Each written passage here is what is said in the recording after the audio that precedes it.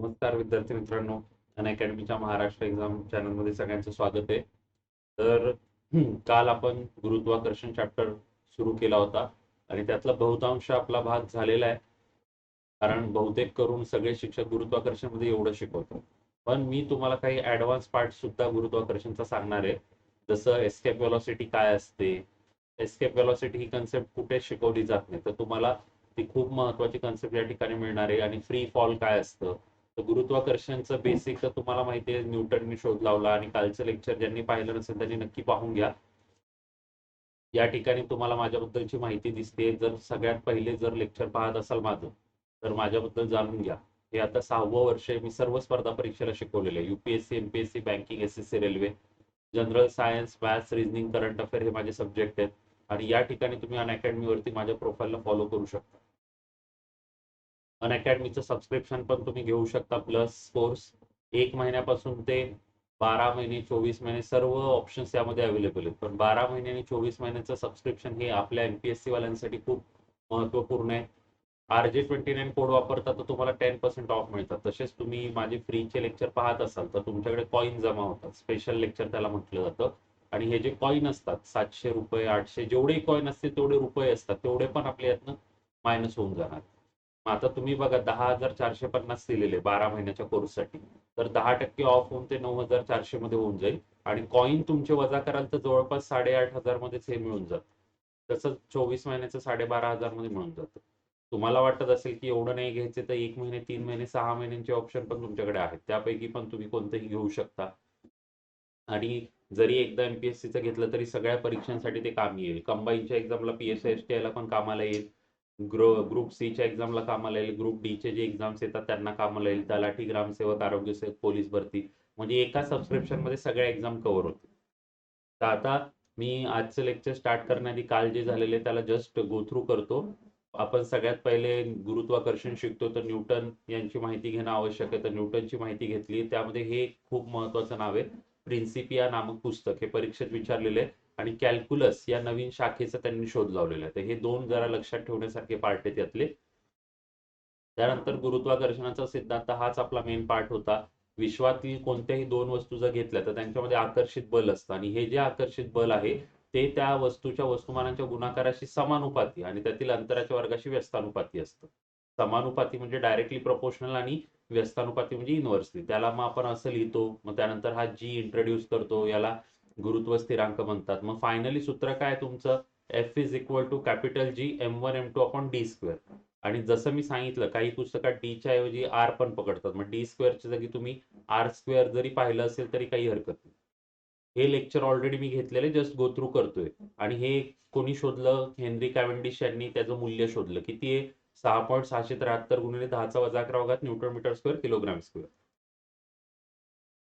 त्यानंतर गुरुत्व त्वरण आपण शिकलो. खूप महत्वाचे, कॅपिटल जी स्मॉल जी वेगळा असतो. कॅपिटल जीचं सूत्र बघा, G is equal to capital G M upon R square. त्याची व्हॅल्यू 9.8 लोक म्हणत होती, 9.77. यालाच राऊंड फिगर करून 9.80 घेतो आपण. आणि हा शून्य न लिहिता 9.8 घेतो. तर काही फरक नाहीये त्याच्यामध्ये. आणि तसं पण हे जीचं मूल्य जे आहे ना, हे सतत बदलत असतं. मग आता तुम्ही पृथ्वीचा आकार जर बघितला तर पृथ्वी थोडीशी ध्रुवाजवळ चपटी आहे. इथे आकार थोडा तिचा चपटा आहे आणि इकडे अशी ती फुगीर आहे. मग आता या ठिकाणची त्रिज्या तिची काय आहे, इक्वेटरची त्रिज्या आणि पोलची त्रिज्या जर आपण बघितली तर इक्वेटरची त्रिज्या ही मोठी आहे. मग मला सांगा, ज्या ठिकाणी त्रिज्या मोठी असेल, मग आपलं हे जीचं सूत्र जे आहे, जीएम अपॉन आर स्क्वेअर, तर आर मोठा असेल म्हणजे छेद मोठा आहे. मग छेद मोठा म्हणजे जीचं मूल्य कमी होईल. मग तेच या ठिकाणी दिलेले आहे की जीचे मूल्य ध्रुवावर सर्वात जास्त आहे, 9.832 किंवा 9.83 म्हणा. आणि विषुवृत्ताकडे जाताना ते कमी होतं, आणि जीचे मूल्य सर्वात कमी 9.78 विषुवृत्तावर आहे. हे कशामुळे, कारण इथे ते वाक्य दिले की ध्रुवाजवळ थोडा चपटा, विषुवृत्तावर थोडा फुगीर आकार. त्यामुळे त्रिज्या ध्रुवाजवळ कमी, विषुवृत्तावर जास्त, जे मी इथे लिहिलेले आहे. पी म्हणजे पोल, ई म्हणजे इक्वेटर. ओके. आणि कालचं लेक्चर पाहिलं नसेल तर ते पहा, त्यात डीप शिकवले. आता परत तेच शिकवत बसलो तर नवीन कधी शिकवणार. उंचीनुसार पण जीचं मूल्य काय होत जातं, कमी होत जातं. तसंच खोलीनुसार जीचे मूल्य अधिक व्हायला हवे, पण तसं न होता खोलीनुसार देखील जीचे मूल्य कमी होत जाते. हे का होतं हे शोधून काढण्यासाठी कालचं लेक्चर पहा, जर आज पहिल्यांदा पाहत असाल तर. वस्तुमान व वजन ही खूप भारी कन्सेप्ट आहे. खूप जणांना वाटायचं वस्तुमान आणि वजन एक असतं, पण मित्रांनो आपण चुकत होतो. आपण ज्यावेळेस म्हणतो माझं वजन 50 किलो आहे, त्यावेळेस आपण वजन नाही वस्तुमान सांगत असतो. मग वजन काय असतं? एखाद्या वस्तूला पृथ्वी ज्या गुरुत्वीय बलाने आकर्षित करते त्या बलाला वजन म्हणतात. आणि एम वस्तुमान असलेल्या वस्तूचं वजन मग mg या फॉर्म्युल्याने काढलं जातं. म्हणजे मी म्हटलं माझं वजन 50 किलो आहे, तर हे 50 किलो वस्तुमान आहे. मग त्याच्यामध्ये g ला मल्टिप्लाय केला 9.8 ला. मग उत्तर आलं 490 न्यूटन. तर हे माझं वजन आहे. 490 हे माझं वजन आहे आणि 50 हे माझं काय वस्तुमान आहे. म्हणजे वस्तुमानला 9.8 ने गुणल्यावरती वजन निघतं. आणि मग आपण हे तुम्हाला मी सांगितलं की बोलीभाषेत आपण वजन या शब्दाचा वापर वजन व वस्तुमान या दोन्ही अर्थाने करतो. काय झालेलं आहे, वस्तुमान हा समजा आता मला सांगा जोड शब्द आहे. मग हा जोड शब्द लोकांना बोलताना त्रास व्हायचा म्हणून लोकांनी वजन वापरायला सुरुवात केली. म्हणजे आपण जर म्हटलं राजीवचं वजन 75 किलो आहे, तर ते वजन नाहीये. 75 किलो वस्तुमानावर जेवढे गुरुत्वबल प्रयुक्त होते तेवढे राजूचे वजन आहे. म्हणजे वजन ही कन्सेप्ट काय आहे? बलशी रिलेटेड आहे. म्हणून मग एफचा फॉर्म्युला वापरून काढलं जातं. ओके. तर काल आपला एवढा भाग कंप्लीट झालेला आहे. तर आज आता नवीन पार्ट जो घ्यायचा आहे तो मी आता इथून घेतोय. आजचा जो पार्ट आहे महत्वाचा, तो म्हणजे आपल्याला शिकायचे मुक्तिवेग म्हणजे एस्केप वेलॉसिटी. तर काय आता एस्केप वेलॉसिटी तुम्ही बघू शकता. चेंडू वर फेकल्यावर त्याचा वेग कमी होत जातो. हे तर आपल्याला माहिती आहे. हे पृथ्वीच्या कशामुळे होते? गुरुत्वाकर्षणामुळे. एका विशिष्ट उंचीवर जाऊन त्याचा वेग काय होतो? 0 होतो व तेथून तो खाली पडू लागतो. सगळ्याच बाबतीत चेंडूच नाही कुठलीही वस्तू असेल तर तो पहिले वरती आपण फेकताना फास्ट जाईल आणि वरती जाऊन मग नंतर एका पॉइंटला स्थिर होतो आणि परत मग फास्टमध्ये खाली पडतो. मग आता इकडे एक वाक्य दिलेलं आहे, त्याची कमाल उंची त्याच्या आरंभी वेगावर अवलंबून असते. आता मला सांगा लहानपणी आपण समजा क्रिकेट खेळतो, पण समजा बॅटवाला मुलगा अजून आला नाही तर आपल्याकडे बॉल असतो, कॅच कॅच खेळतो आपण. तर आपण काय करतो? असं दम लावून खालून जोरात वरती फेकतो. हे करून आपल्याला फायदा काय होतो? खालून जोरात तुम्ही फेकता तर त्यावेळेस आरंभीचा वेग तुमच्या हातातनं बॉल सुटतानाचा वेग एकदम फास्ट असेल तर बॉल खूप उंचावर जातो. मग हेच म्हटलेलं आहे की कमाल उंची ही कशावर डिपेंड असते? आरंभी वेगावर. मग आता हे न्यूटनचे गतिविषयक मी नियम शिकवलेले त्यातला तिसरा नियम आहे, V square is equal to U square plus 2s. V म्हणजे अंतिम वेग असतो. मग आता मला सांगा चेंडू वरती पोहोचेल तेव्हा त्याचा व्ही 0 होऊन जाईल आणि ऍक्सिलरेशनला -g त्यांनी घेतलेलं आहे. आता हे गुरुत्व त्वरण चाललंय म्हणजे एच्या जागी आपण काय पकडणार? जी. मग मायनस साइन कुठून आणलं? मला सांगा वस्तू आपण ज्यावेळेस वरती फेकतो, वस्तू चालली वरती पण पृथ्वी त्याला खाली खेचते. म्हणजे पृथ्वीच्या विरुद्ध दिशेने कार्य होतंय. म्हणजे पृथ्वीच्या गुरुत्वाकर्षणाच्या विरुद्ध कार्य होत असताना इथे -g लागते. मग तुम्ही जर किमती टाकल्या इथे 0, इथे यू स्क्वेअर, इथे 2 -gs, मग चेंडूची कमाल उंची, मग एस ची व्हॅल्यू तुम्हाला जर सॉल्व्ह करता येत नसेल तर मी इथे दाखवतो. बघा V square you square plus 2as. इथे आलं 0 हे यू स्क्वेअर. 2 जसा आहे जसा इथे -g आला आणि इथे s आला. मग आता मित्रांनो झालं काय या ठिकाणी तुम्ही बघू शकता हे कसं सॉल्व्ह झालेलं आहे. यू स्क्वेअर आणि हा 2gs आहे. मग ह्याला सॉल्व्ह केलं चेंडूची कमाल उंची काढायला. तर काय झालं मग? हा s इकडे झाला, 2g इकडे आला आणि मग ते मायनस साइन जातं. कसं? -u स्क्वेअर झालं इकडे. आणि हे हे जे होतं 2gs त्या s ला तिथेच गुणिले ठेवलं आणि मग ह्या -2g ला इकडे आणलं आणि s राहिला. मग मायनस मायनस साइन गेलं. मग शेवटी हे तयार झालं जे इथे दिलेलं आहे. मग s म्हणजे विस्थापन असतं. मग या सूत्रावरून तुम्ही उंची काढू शकता चेंडूची. म्हणून चेंडूचा सुरुवातीचा वेग जितका जास्त तितका चेंडू जास्त उंचीवर जाईल. याचे कारण म्हणजे सुरुवातीचा वेग जितका अधिक असेल तितका जास्त तो चेंडू पृथ्वीच्या आकर्षणाचा प्रतिकार करू शकेल व तितका जास्त वर जाऊ शकेल. मग हे जे मुक्तिवेग कन्सेप्ट आहे ती तिथूनच आणलेली आहे. एस्केप एस्केप म्हणजे पळून जाणे. याला दुसऱ्या पुस्तकांमध्ये पलायन वेग असं पण म्हटलेलं आहे मित्रांनो. पलायन वेग पळून जाणे म्हणजे काय? आता सगळ्या वस्तूंना पृथ्वी खाली खेचते. आपण पृथ्वीवर चालू शकतो कारण पृथ्वीचं गुरुत्वाकर्षणाने आपल्याला बांधून ठेवले. एखादी वस्तू वरती टाकली की पृथ्वी लगेच त्याला खाली खेचून घेते. पण म्हणजे हे का होतं? कारण पृथ्वी त्यांना अट्रॅक्ट करते. पण आपण एकदम जोरात ती वस्तू टाकली की पृथ्वीने त्याला खेचायच्या आधीच ती निघून गेली तर? मग ती कन्सेप्ट आहे मुक्तिवेग. आता मी एक उदाहरण देतो की एक फुगा आहे आणि त्याला दोरी आहे. तर ती दोरीने आपण तो फुगा पकडून ठेवला. मग तसंच माणूस आहे, माणसाला पृथ्वीने पकडून ठेवले ग्रॅव्हिटीने. आपल्या हातातनं तो दोरा सुटला, फुगा थोडा वरती गेला. आपण परत पकडून त्याला खाली आणला, परत खाली आणला. मग तसंच वरती वस्तू जाते लगेच पृथ्वी त्याला आकर्षण करून खाली घेते. पण आता तो माझ्या हातातला फुगा जो आहे, तो समजा असाच माझ्या हातातून ती दोरी सुटली आणि वरती गेला. मी त्याला पकडायला गेलो. मी त्याला पकडायला जाईपर्यंत तो खूप वरती गेला, आता माझ्या हातात येत नाहीये, म्हणजे तो काय झाला, पळून गेला, निघून गेला. मग तसंच पृथ्वीच्या आकर्षणाचा प्रतिकार करू शकेल, म्हणजे त्याच्या अट्रॅक्शनला अपोज करून निघून जाईल, एवढा आपल्याला सुरुवातीचा वेग मग फास्ट करावा लागतो. आणि हीच कन्सेप्ट आपण सॅटेलाइट लॉन्चिंग करत असताना वापरतो, म्हणून ते सॅटेलाइट वरती गेलेले खाली पडत नाही. खूप जणांना प्रश्न पडतो ते खाली कसं काय नाही पडत, मग त्याच्यामागे हे कारण आहे. मग ते मुक्तिवेगची कन्सेप्ट तुम्हाला बाकी कुठे शिकवली जात नाही, ते तुम्हाला या ठिकाणी मी सांगतोय. आता बघा, इथे बघा, आपण वर पाहिल्याप्रमाणे जी चे मूल्य भूपृष्ठापासूनच्या उंचीनुसार कमी होत जाते, हे मगाशी शिकलोय. जी जसं उंच उंच जाऊ तसं कमी होईल, म्हणून उंचावर गेलेल्या चेंडूवरील पृथ्वीचे आकर्षण कमी होते. कॉमन सेन्स आहे, एकदम वरती गेलं, जी कमी आहे म्हणजे पृथ्वी त्याला कमी खेचेल. आपण चेंडूचा आरंभीचा वेग वाढवत गेलो तर तो अधिक अधिक उंच जाईल व एक विशिष्ट आरंभ वेग असा असेल की त्या वेगाने वर फेकलेला चेंडू पृथ्वीच्या गुरुत्वीय आकर्षणावर मात करू शकेल व तो परत पृथ्वीवर पडणार नाही. हे जे मी आता म्हटलं की एवढा फास्ट की पृथ्वी खेचायच्या आधीच तो निघून जाईल. आरंभ वेगाच्या या विशिष्ट मूल्यास मुक्तिवेग व्ही एस्केप असं म्हणतात. V escape, velocity of escape, V escape म्हणतात.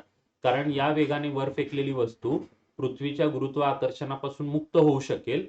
व मुक्तिवेगाचे सूत्र आपण ऊर्जा अक्षयतेचा सिद्धांत वापरून पुढील प्रमाणे काढू शकतो. आता ऊर्जा अक्षयतेचा सिद्धांत काय सांगतो की ऊर्जा तयार होत नाही आणि नष्टही होत नाही, फक्त तिचं रूपांतर एका स्वरूपातून दुसऱ्या स्वरूपात होतं. मग आता तुम्ही म्हणाल हे काय असतं. आता माझ्या हातातनं बॉल मी ज्यावेळेस फेकतो तेव्हा माझ्या हातात तो स्थिर असतो, मी जोरात फेकतो त्यावेळेस त्याला गती मिळते, मग तो एका उंचीवर जाऊन स्थिर होतो, म्हणजे त्याला स्थिती मिळाली, हाईट मिळाली. आणि त्या स्थितीचं परत गतीत रूपांतर होऊन ते खाली होतं, म्हणजे गती स्थिती असं दोन मध्ये कन्व्हर्जन होतं. मग एकूण ऊर्जा काय असते, गतीज आणि स्थितीची मिळून एकूण ऊर्जा येते. आता हा टेक्निकल पॉइंट आहे, हा परीक्षेत तुम्हाला लिहायला विचारणार नाहीये, पण मी तुम्हाला समजून सांगण्यासाठी घेतलेला आहे. बघा तुम्हाला समजतंय का. एम वस्तुमान असलेल्या वस्तूची पृथ्वीच्या पृष्ठभागावर गतीज ऊर्जेचं सूत्र हाफ एम व्ही स्क्वेअर. आता स्थितीज ऊर्जेचं सूत्र, मित्रांनो, स्थितीज ऊर्जेचं सूत्र mgh असतं आणि इथं काहीतरी वेगळं दिसतंय.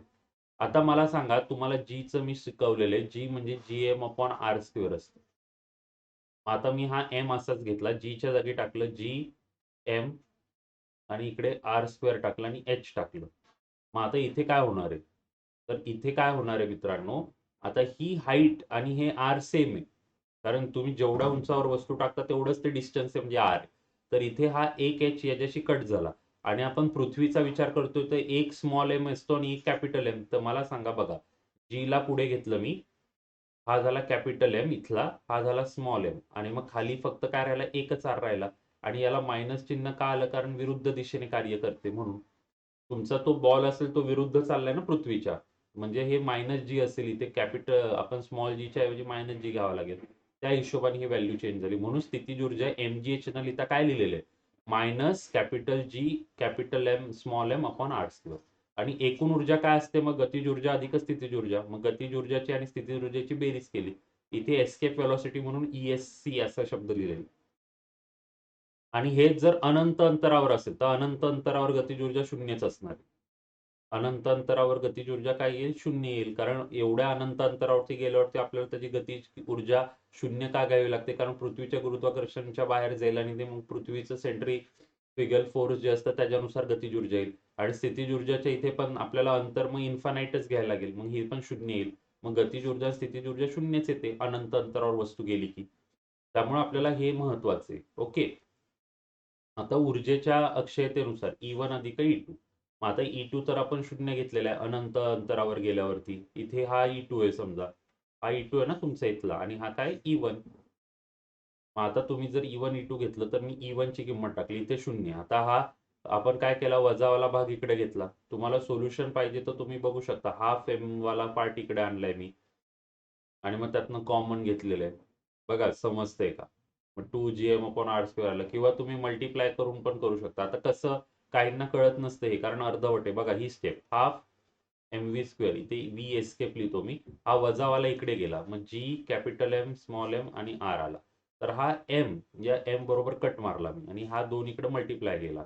मग V square escape is equal to 2gm upon R झालं, जे की इथे दिसते. दोन्ही बाजूंचं वर्गमूळ काढलं तर हे आलं असं. मग आता मला माहिती की GM upon R, GM upon R म्हणजे काय असतं, स्मॉल जी असतो, बरोबर. मग आता तुम्ही म्हणाल कसं काय, तर आता तुम्हाला मी एक गोष्ट सांगतो, सगळ्यांनी लक्ष द्या, हे नीट समजून घ्या. स्मॉल जीचं व्हॅल्यू काय मित्रांनो, जीएम अपॉन आर स्क्वेअर, आणि इथं काय आहे, जीएम अपॉन आरच आहे फक्त. मग मला सांगा, मी जर असा खेळ केला, बघा माझ्याकडे काय आहे, जीएम अपॉन आर आहे, मी असं म्हटलं की खाली आर ने गुणू वरती आर ने गुणू, तर हे तुम्हाला माहित असेल खाली वरती सेम ने गुणल्यावर काही फरक पडत नाही. मग ह्या जीएम आर स्क्वेअरच्या जागी मी काय टाकला, जी टाकला, आणि हा आर स्वतःहून आला म्हणून हे आलं 2GR. कोणच शिकवणार नाही हे, मी एवढं जे शिकवतो ना कोणच शिकवणार नाही. इथे मी स्टेप काय घेतली, गुणिले आर करू, गुणिले आर करू, मग गुणिले आर करू, मग हे जीएम अपॉन आर स्क्वेअर, मग माझं काय झालं ते इथे तुम्ही बघू शकता, जी आर, मग जी ची किंमत तर मला माहिती आहे, आणि आर म्हणजे पृथ्वीचं रेडियस, मग ह्याचं सॉल्व्ह केल्यावर हे उत्तर आलं. मग चंद्रावर किंवा दुसऱ्या ग्रहावर पाठवल्या जाणाऱ्या अवकाशयानांचा आरंभीचा वेग मुक्ती वेगापेक्षा अधिक असणे आवश्यक असते, जेणेकरून ती याने पृथ्वीच्या गुरुत्वाकर्षण पार करून इतर ग्रहांकडे जाऊ शकते. म्हणजे पृथ्वीचं गुरुत्वाकर्षण छेदून जर आपल्याला कुठली वस्तू उंचीवर पाठवायची, तर तिचा मुक्तीवेग एस्केप वेलॉसिटी किती पाहिजे, एका सेकंदाला 11.2 किलोमीटर पेक्षा जास्त. जर ह्याच्यापेक्षा जास्त मुक्तीवेग तिचा असला तर ती मग पृथ्वीच्या गुरुत्वाकर्षणाला छेदून बाहेर पडली. तर ही कन्सेप्ट, हे सूत्र कुठून आलं काय आलं हे परीक्षेत नाही विचारणार, पण हे 2019च्या मेन्सला विचारलेलं की मुक्तीवेग किती असतो, 11.2 किलोमीटर प्रति सेकंद, हे लक्षात ठेवा. काही पुस्तकात 11.198 180 असं काही पण दिलेले, काही पुस्तकात हे असं दिलेलं आहे. मग मुलं म्हणायला लागली सर चुकीचं आहे तुमचं, तर यालाच राऊंड फिगर करून 200 पण करतात. त्यामुळे 11.2च लक्षात घ्या. 2019च्या मेन्स मध्ये टेक्नॉलॉजीमध्ये आलेला क्वेश्चन आहे, तुम्ही चेक केलं तरी तुम्हाला कळून जाईल. ओके, पूर्ण व्यवस्थित बघा, अजून कोणाला काय डाऊट असेल तरी तुम्ही चेक करू शकता. एस्केप वेलॉसिटी, हे जर गतिज ऊर्जा स्थिती ऊर्जा मी माझ्या परीने समजवण्याचा प्रयत्न केला, पण तुम्हाला ते नसेलच समजत, तर तुम्ही डायरेक्ट शेवटचं सूत्र लक्षात घेऊन 2GR बरोबर 11.2 एवढं लक्षात ठेवलं, एस्केप वेलॉसिटी एवढी असते, तरी बाकी काहीच करायची गरज नाही. आणि आता ते एस्केप वेलॉसिटी झाल्यानंतर हा एक एक्स्ट्राचा पॉईंट आणलेला आहे मी, हा पण पॉईंट आपल्याला शिकवला जात नाही, पण हा एक एक्स्ट्राचा पॉईंट मी माझ्या साईडनी इथे घेतलेला आहे, तर तुम्ही बघू शकता. तर याच्यामध्ये आता केपलर नावाचा एक शास्त्रज्ञ आहे, तर केपलरने न्यूटनच्या आधीपासूनच शोध लावलेले, आणि मग न्यूटनने त्याचाच सहारा घेऊन त्याला गणिताच्या दृष्टीने सॉल्व्ह करून दिला. आता हे जे नियम आहेत, हे 3 नियम आपल्याला बघायचे, बाकी या चॅप्टरमध्ये आता हे काल मी घेतलं असतं पण खूप घाई गडबड झाली असती, म्हणून मी आज घेतोय. बघा काय आता केपलरचा पहिला नियम, केपलरचा पहिला नियम काय सांगतो, ग्रहाची कक्षा ही लंबवर्तुळाकार असून सूर्य त्या कक्षेच्या एका नाभीवर असतो. आता ह्याच्यामध्ये काय अवघड आहे, ग्रहाची कक्षा लंबवर्तुळाकार, मग मुद्दाम डायग्राम आणली, लंब म्हणजे तुम्हाला माहिती आहे अंडगोल सारखा लंबवर्तुळाकार आहे असा, हा बघा पूर्ण, तुम्हाला ही रेषच पूर्ण बघायची, मी आउटलाईन जी काढली होती, आणि सूर्य त्याच्या कक्षेच्या एका नाभीवर असतो. मग आता सूर्य बघा एका कक्षेच्या नाभीवर आहे, इथून इथून हा ए नावाचा ग्रह आहे, इथं दिसतोय, तो फिरतोय असा.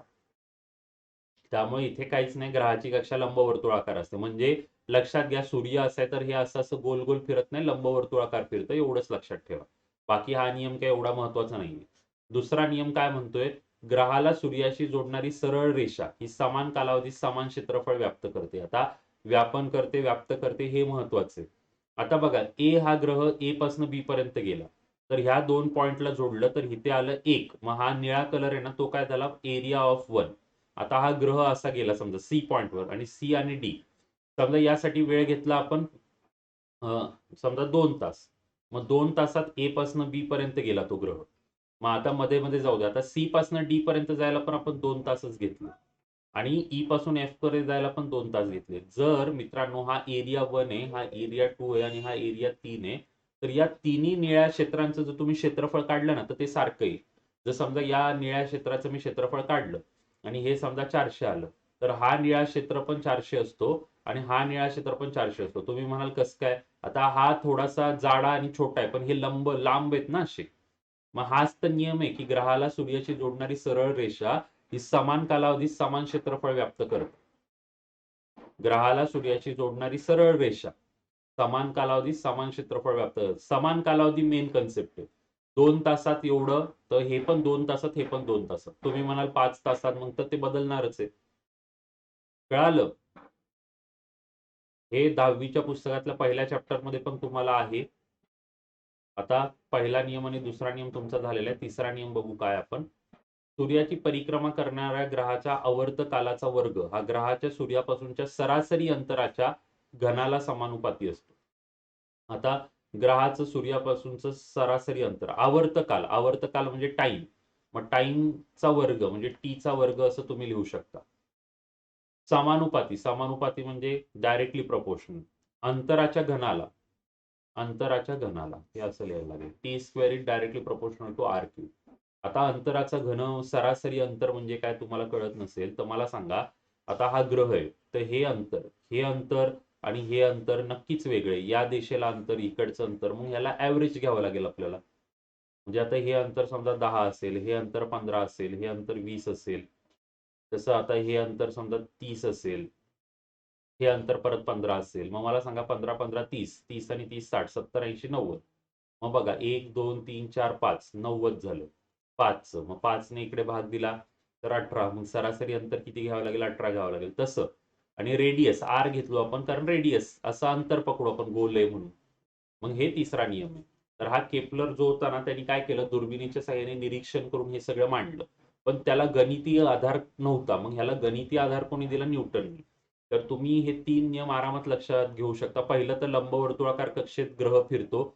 दुसरं म्हणजे समान कालावधीत समान क्षेत्रफळवाला. आणि तिसरं तर एकदम सोपं आहे. T square is directly proportional to R cube. तुम्हाला मी दाखवतो, तुम्ही जर विसरले असाल तर. मगाशी मी दाखवलं होतं स्टार्टिंगला न्यूटनचं. आणि हे न्यूटनचं, आता हे केपलरचे नियम आधी नव्हते पुस्तकात, आता आलेले आहेत, म्हणून हे करावं लागतं. इकडे बघा. केपलरने ग्रहाच्या कक्षांचे वर्णन करणारे 3 नियम मांडले होते, परंतु ग्रह या नियमाप्रमाणे भ्रमण का करतात यातील कारणांची काहीच जाण नव्हती. न्यूटनने गुरुत्वाकर्षणाचा सिद्धांत वापरून ते नियम गणिती पद्धतीने सिद्ध केले. म्हणून आता केपलरचा पण अभ्यास आपल्याला स्टेट बोर्डमध्ये टाकलेला आहे. नाही तर आधीच्या काळात काय केपलरचा अभ्यास नव्हता.